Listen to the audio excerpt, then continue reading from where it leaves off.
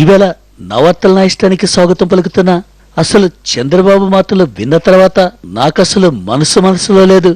శాంతియుత జీవనానికి ప్రతీకైన క్రిస్మస్ ను కూడా ప్రశాంతంగా జరుపుకోలేదు. ఏపీలో అసలు ప్రతిపక్షం లేనేలేదని చెప్పనడం ఎంతవరకు సమంజసమో నాకైతే అర్థం కావట్లేదు. అసెంబ్లీలో మన ప్రశ్నలకు సమాధానం చెప్పలేక గుక్క తిప్పుకోలేకపోయిన ఈ బాబే నా పార్టీని ప్రతిపక్షంగా గుర్తించడం లేదు. అసెంబ్లీలో బడ్జెట్ సమావేశాలు పెట్టాక బాబు మోసపాలని కడిగి పారేస్తాను. Before going in to the details, let me read headlines first. నాకేమీ తెలియదన్న టీవీపీకే పాఠాలు చెప్తా, నాకేమి తెలుసో సిబిఐ చేత సర్టిఫికెట్ తిప్పేస్తా. అసెంబ్లీలో రోజమ్మపై బుచ్చేస్తున్న పర్వం, మహిళా లోకంపై లేదు బాబుకు గౌరవం. సిఆర్డీఏపై సుప్రీంలో పిటిషన్ వేయిస్తాం, పనిలో పనిగా నా కేసులతో పాటు దానిపైన వాదిస్తాం. Now news in detail.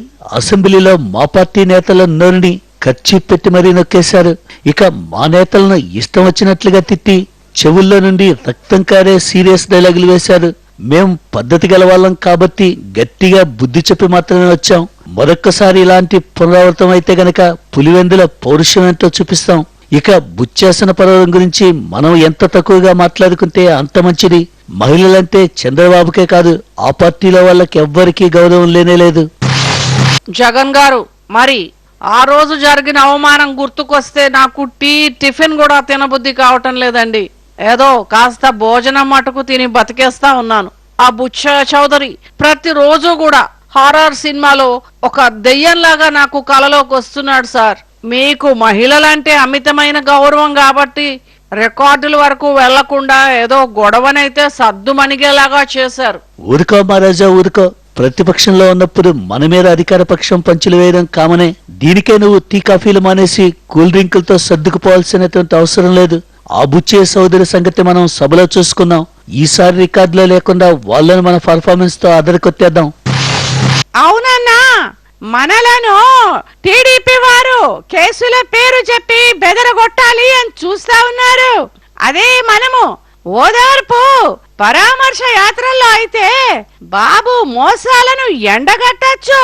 అక్కడైతే మనము చెప్పినదే వింటారు కానీ మన మీద సెటైర్లు వేయలేరు. సభలో అధికార పక్షం వారు మాత్రమే మాట్లాడుతూ ఉన్నారు. మన వాళ్ళు గట్టిగా పంచులు వేసే సమయానికి మైకు కట్ చేస్తా ఉన్నారు. కాబట్టి పరామర్శలో ఓదార్పులో ఏదో ఒకటి చేయాల్సిందే అన్నా. నాయనా జగన్ బాబు, బుచ్చయ్య అయినా చంద్రబాబు అయినా అధికారంలో ఉంటే అంతే నాయనా. మైకు స్విచ్ వాళ్ల చేతిలో ఉన్నాక మరది ఎప్పుడు ఆన్ అవుతుందో ఎప్పుడు ఆఫ్ అవుతుందో చెప్పలేము. మనం మాట్లాడుకుంటూ వెళ్లడమే తప్ప మనకు వేరే ఆప్షన్ కూడా లేదు నాయనా. ఒక్క పథకము 1000 షరతులు అన్నట్టుగా చంద్రబాబు ఎన్నైనా చెప్పగలడు. ఇటువంటి సమయంలోనే సరిగ్గా ఇలాంటప్పుడే వ్యూహం సరిగ్గా ఉండాలి బాబు. లేదంటే మరోసారి బుచ్చయ్య కాకపోతే ఏ పిచ్చయ్యో మనల్ని వెటకారం చేస్తాడు. ఈ పిచ్చి ఎవరో నాకైతే అర్థం కావట్లేదు. అందుకే మనం ఇక్కడ బ్రేక్ తీసుకున్నాం. Take a break.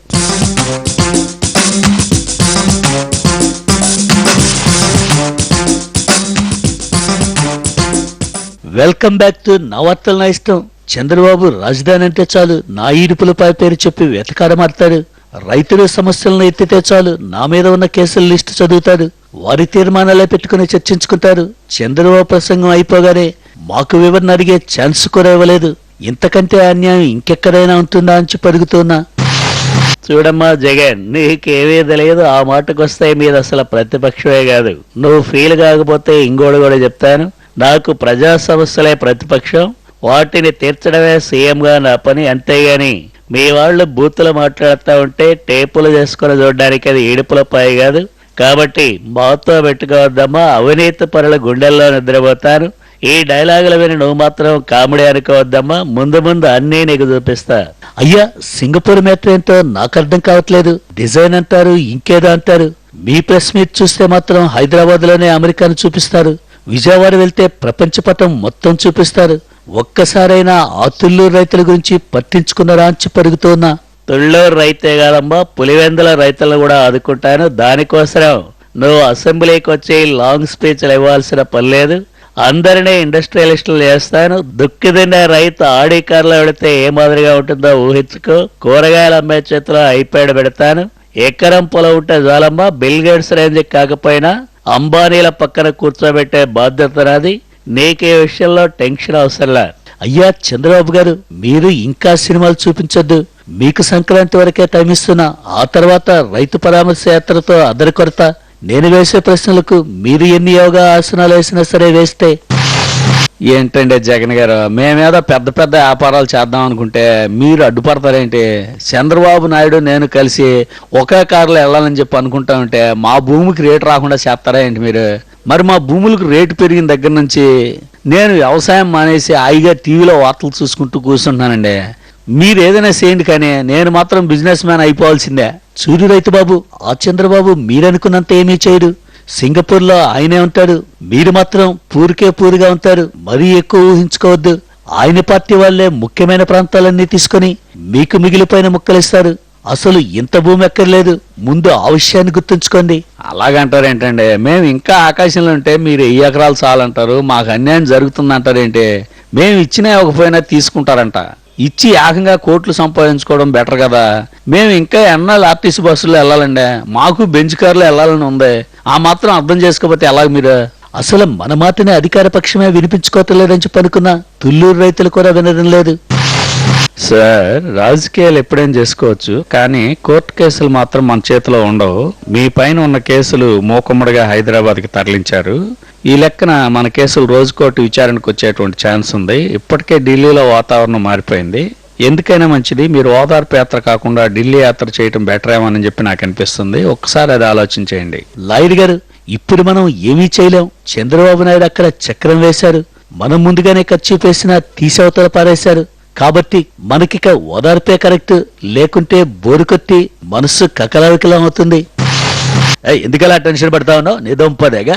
నేను ఇక మొదటి నుండి చెప్తానే ఉన్నా, 10 ఏళ్లు ప్రతిపక్షంలో ఉన్నా బాబు, ఇప్పుడు పవర్లోకి వచ్చాడు. నేను కూడా ఎన్నేళ్లు ఖాళీగా ఉన్నాను, నీకు తెలియదా? కొద్దిగా ఓపిక పట్టి ఉండాల్సిందే. ఏదో ఒక యాత్రతో జనంలోకి వెళ్ళు. ఒక్కసారి పవర్లోకి వచ్చాక నీకు తిరిగా ఉండదు. కాకపోతే పనికిమాలను అల్లరి చేయకుండా ముందు లాయర్ చెప్పింది నేను నిదంపదేగా. ఏ మాత్రం తెలుసుకోపోతే ఎలాగా? ఓకేనాయనా, ఇంతకంటే నేను చేసేది కూడా ఏమీ లేదు. అందుకే ఈ వార్తలంతటితో ముగిస్తున్నా. జై వైఎస్ఆర్, జై జయమన రిపీట్ పరామర్శలు.